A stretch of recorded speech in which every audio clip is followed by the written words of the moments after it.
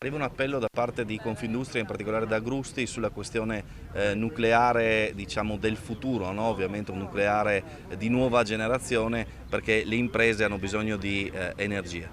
Io sono favorevole al nucleare d'ultima generazione e addirittura al nucleare del futuro. Io sono stato personalmente a Boston a vedere lo spin-off dell'MIT, dove oltretutto una delle protagoniste è Eni, che è azionista di maggioranza relativa, dove stanno già costruendo la prima centrale a fusione, che è qualcosa di totalmente diverso rispetto alla fissione, quello che conosciamo oggi. C'è una centrale che produce energia nucleare ma senza rischi, perché non ha le reazioni a catena, senza la produzione di fatto di scorie, produce scorie come un centro diagnostico, quindi di fatto nulle, e soprattutto riuscirebbe a rivoluzionare l'approvvigionamento energetico globale. Serviranno ancora diversi anni, non c'è dubbio, però dobbiamo essere al passo coi tempi. Non a caso io già lo scorso anno ho mandato al governo la disponibilità di far sì che il Friuli Venezia Giulia possa diventare area di sperimentazione di queste nuove centrali sicurissime, perché dobbiamo essere a passo coi tempi. Qui abbiamo il sincrotrone che utilizza tecnologie